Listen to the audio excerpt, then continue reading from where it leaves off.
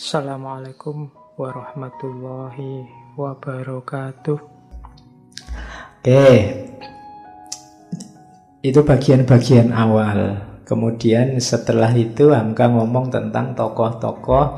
Ada Ibnu Miskawai, ada tokoh-tokoh yang lain. Saya ambil satu saja biar tidak terlalu bertele-tele. Ada penyakit-penyakit budi dari Muhyiddin Syekhul Akbar Ibnu Arabi. Ini yang saya sebut, kalian mungkin sudah tahu. Ini pengingat saja, jangan-jangan dalam dirimu masih ada ini.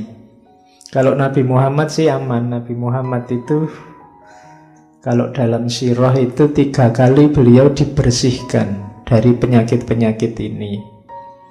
Pertama waktu kecil, kedua sebelum menerima wahyu, ketiga sebelum Isra Mi'raj. Didatangi malaikat, dibersihkan batinnya. Nah, kalau kita harus membersihkan sendiri. Perhatikan, jangan sampai ini mengotori batinmu. Inilah yang katanya Ghazali membuat batinmu gelap. Yang pertama, fujur. Fujur itu tenggelam dalam syahwat, hawa nafsu.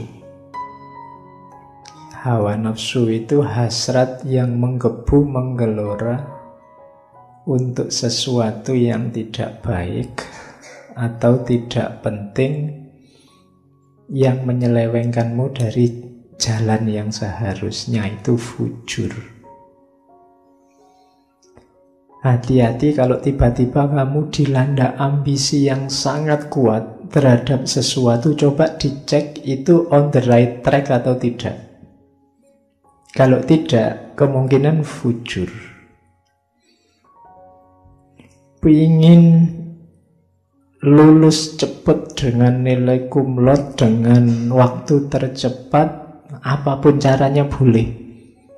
Itu hati-hati, kamu cek lagi, jangan-jangan kamu menempuh jalan fujur. Niatmu bagus, tapi apapun saja boleh. Ini membahayakan, kamu terjebak dalam hawa nafsu. Pengen menang dalam pilihan biar besok nyaleknya sukses, tidak apa-apa. Tapi hati-hati ketika kamu ingin menang, yang kamu lakukan apa? Kalau tidak, kamu bisa terjebak fujur. Oke, coba ditengok, kamu punya ambisi apa hari ini? Tidak punya apa-apa itu Pak. Oh, nanti ada penyakitnya yang lain kalau tidak punya apa-apa. Iya. Jadi yang pertama fujur, yang kedua tamak. Kalau tamak itu perkembangan dari fujur tadi, menginginkan sesuatu yang tidak seharusnya diinginkan. Kalau tadi kan mending, ada yang diinginkan masuk akal tapi jalanmu salah. Kalau ini yang tidak seharusnya diinginkan, syarah, tamak. Yang ketiga, ini mungkin beberapa di antara kita sering terjebak di sini, tabazzul. Katanya Ibnu Arabi yang dikutip oleh Hamka. Tabazzul itu tidak punya harga diri. Cirinya biasanya suka berteman dengan orang yang moralnya rendah, sehingga dia sendiri ikut rendah. Itu tabazzul. Yo, kamu kalau tadi kan nengok ke dalam, kalau ini coba kamu nengok keluar. Siapa saja yang ada di sekelilingmu? Karakter orang seperti apa di kiri kananmu? Yang di dalam ada fujur, ada syarah. Yang di luar jangan-jangan ada tabazzul tadi. Kalau ini syafah. Syafah itu mudah tersinggung, mudah marah, mudah mencaci. Hari ini syafah ini kelihatan mungkin tidak dari mulutmu, tapi dari postingan-postinganmu, update statusmu. Mudah tersinggung, mudah marah, mudah mencaci orang lain. Terus khorq. Khorq ini menganggap dia sangat penting. Dunia itu pusatnya ada dalam diriku. Semua orang harus manut aku. Itu khorq. Pokoknya akulah yang paling utama, akulah yang paling penting. Selalu yang dipikirkan kepentingannya sendiri. Pak, mbok ngajinya itu malam minggu gitu loh Pak. Kok malam minggu? Kan pas saya libur. Liyo kamu. Ya kan? Usul selalu berdasarkan kepentingannya sendiri. Di antara pelajaran dari Isra Mi'raj tadi itu kan, kalau katanya Muhammad Iqbal ada namanya kesadaran profetik. Nabi tidak mikir kepentingannya sendiri. Kalau Nabi berpikir kepentingannya sendiri, sudah selesai dengan bertemu Allah di Sidratul Muntaha. Itu kenikmatan paling puncak. Tidak ada lagi yang lebih nikmat dari itu. Kan nikmat bertemu Allah besok yang dinanti oleh seluruh penghuni surga, karena itu kenikmatan paling puncak. Tapi Nabi tidak berpikir dirinya. Nabi masih berpikir tentang umatnya. Nah, itu berarti tidak ada khorq. Tidak hanya mikir dirinya, Nabi juga mikir umatnya. Makanya waktu dipuji oleh Allah itu kan, waktu kita akhir-akhir kan, at-tahiyatul mubarakatus sholawatut thayyibatu lillah. Terus Allah menjawab, assalamu alayka ayyuhan nabiyyu wa rahmatullahi wa barakatuh. Tapi Allah menjawab assalamu alayka ayyuhan nabiyyu wa rahmatullahi wa barakatuh. Terus Rasulullah tidak egois, malah Rasulullah membawa umatnya assalamu alayna wa ala ibadillahis sholihin. Ini percakapan antara Allah dan Rasulullah. Itu berarti apa? Nabi tidak egois. Tidak mentang-mentang aku sukses sudah ketemu Allah, apalagi yang aku cari, buat apa capek-capek balik. Wong Nabi ini sedang berat-beratnya hidup setelah ditinggal Khadijah, ditinggal Abu Thalib. Dakwah sendiri dilempari batu. Ujiannya luar biasa, bahkan ada riwayat yang mengatakan ujian paling ringan saat itu yang dihadapi oleh Rasulullah adalah satu ketika beliau keluar dari rumah, dicegat oleh orang Quraisy, terus kepalanya ditaburi pasir. Itu dianggap ujian paling ringan. Saya tidak tahu kalau kalian keluar rumah dicegat orang, kepalamu ditaburi pasir, itu mungkin celuritnya keluar. Tapi kalau Rasulullah tidak. Bahkan waktu dilempari batu di Taif itu, malaikatnya aja sampai tidak kuat. Katanya malaikat, Rasulullah, kalau kamu mau, bumi Taif saat ini juga aku balik. Jadi hancur semua Taif, orangnya masuk liang lahat semua. Tapi jawabannya Rasulullah, ya janganlah. Katanya Rasulullah, mereka itu begitu karena tidak tahu. Makanya Nabi malah mendoakan, Allahumma hdi qaumi fa innahum la ya'lamun. Ya Allah, beri hidayah kaumku, mereka itu tidak tahu. Jangan disiksa, orang tidak tahu kok. Nah, itu Rasulullah mikir umatnya, tidak khorq. Kan hari ini banyak orang yang difikirkan dirinya sendiri, terus tidak qasawah, tidak benci dan dendam. Ini juga yang kita susah. Kita biasanya suka sekali memelihara kebencian. Kalau sudah benci sama orang, kapanpun dan dimanapun dibawa kemana-mana. Wong kita memelihara kucing aja ditinggal di rumah, tapi memelihara kebencian kemana-mana kita bawa. Mbok yuk ditinggal sekali-sekali. Tapi kebencian dan dendam ini kita bawa terus. Itu qasawah. Apa sih untungnya kamu membawa kemana-mana benci dan dendam itu? Tidak ada untungnya selain kamu sendiri yang berat. Wong yang kamu benci itu tidak tahu kamu serepot itu membawa-bawa dirinya kemana-mana. Jangan-jangan yang kamu benci sedang senang-senang. Kamu sumpek terus dalam hatimu. Jadi kamu sibuk sendiri, sumpek sendiri, KO-KO sendiri. Tidak, jangan qasawah. Terus khodar itu memungkiri janji, mengkhianati ampunan. Kalau khodar itu sudah dimaafkan, berkhianat lagi. Ini penyakit budi yang agak parah. Tadinya salah dimaafkan, tadinya keliru dimaklumi, balik lagi. Ya, itu budi yang cacat. Janganlah ya, kalau sudah dimaafkan ya, kalau bisa jangan diulang. Terus khianat, kalau ini kita paham, menyalahi amanat. Membuka rahasia juga termasuk. akhlak tercela, hati-hati. Sekarang hari ini orang itu tidak hanya membuka rahasianya orang lain, tapi dengan sukacita membuka rahasianya sendiri. Kalau tidak percaya, mau tontonan postingannya teman-temanmu itu. Mau sekedar makan di angkringan aja diposting, cekrek gitu. Terus menu siang ini, kan kamu gitu selalu. Itu bongkar rahasianya dewe. Kadang-kadang mau kemana itu posting.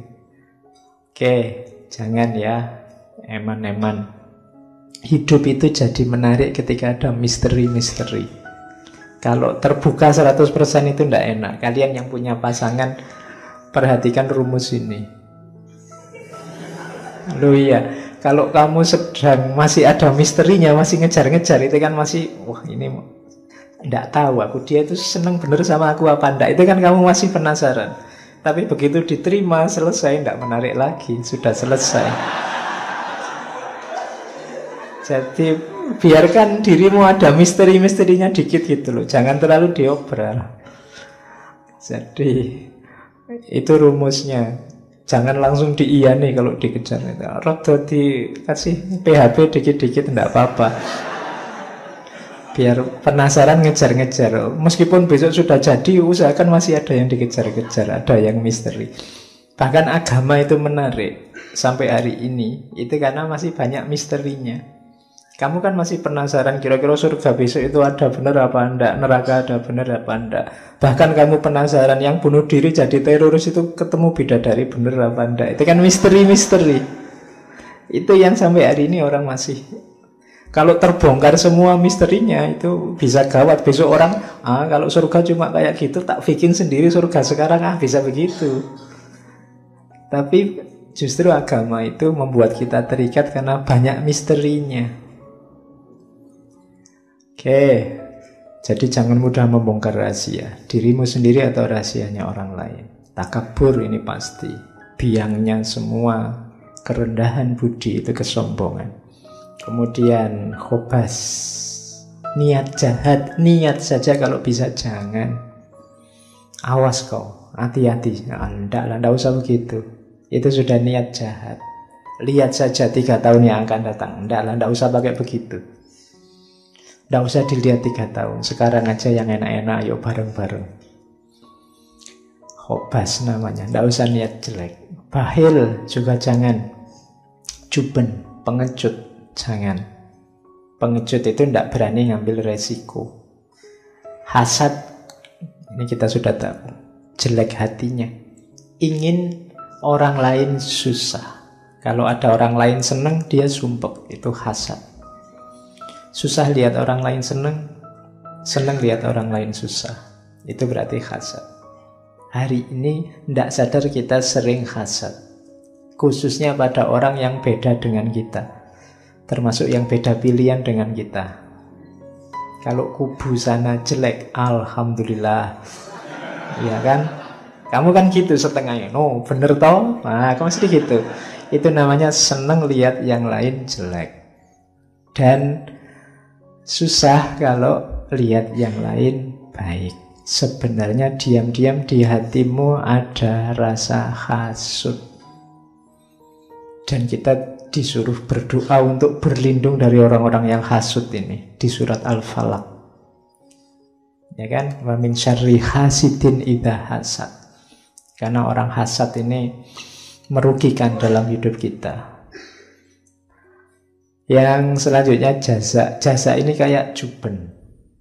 Tidak berani susah, tidak berani menghadapi resiko. Yang tadi saya bilang males-malesan itu juga penyakitnya budi. Namanya sohirul himmah. Keinginanmu apa? Cita-citamu apa? Tidak tahu Pak, saya mengalir saja. Ini penyakit budi juga. Kamu harus tahu, hidup itu dalam kuasamu. Jangan mengalir saja. Arahkan ke yang baik-baik sesuai yang kamu tahu. Lakukan yang bagus-bagus sesuai keinginanmu. Jangan sohirul himmah. Harus punya target. Syukur-syukur lengkap. Jangka pendek saya ingin ini, jangka panjang saya ingin itu, jangka menengah saya ingin ini. Itu lebih bagus. Ada himmah. Untuk urusan agama Pak, saya ingin 5 tahun ke depan saya sudah bisa rajin sholat tahajud, hafal surat Yasin bisa. Nah, itu namanya target. Kalau untuk urusan studi saya ingin 2 tahun lagi lulus, karena kalau enggak mesti DO. Nah, terus untuk ya caranya begitu. Jangan sohirul himmah, ndak punya karep. Kelemahannya anak muda hari ini banyak yang ndak jelas. Cita-citanya apa, keinginannya apa. Dan yang terakhir, al-jaur. Kalau ini berlebihan, ya baik sih, cuma apa-apa itu ada kadarnya. Harus tahu takarannya. Jangan over. Semua yang over itu jelek. Termasuk kebaikan. Ada beberapa kebaikan yang kalau over ya jelek. Islam itu suka keseimbangan. Nabi Muhammad itu mengkritisi kalau ada sahabatnya yang sholat terus, ibadah terus, itu dimarahi sama Nabi. Yo sholat, yo istrimu diopeni, yo kerja. Jadi imbang antara dunia akhirat. Keseimbangan ini menunjukkan bahwa kita jangan berlebihan. Akhirat ya, dunia ya. Oke, jadi ini penyakit-penyakit budi menurut Ibnu Arabi yang dikutip oleh Hamka. Jadi cara paling gampang untuk belajar budi ya cari penyakitnya. Yang tidak ada ini berarti insya Allah masih tergolong baik. Kan gitu. Oke, untuk malam hari ini saya cukupkan sekian dulu. Mohon maaf kalau ada yang kurang berkenan, mungkin 1-2 kekurangan apa, mohon dimaklumi. Kalau ada kekhilafan, kealpaan yang teman-teman ngerti benernya seperti apa, ya silahkan disampaikan. Kurang lebihnya mohon maaf. Wallahul muwaffiq, wallahu a'lam bissawab. Wassalamualaikum warahmatullahi wabarakatuh.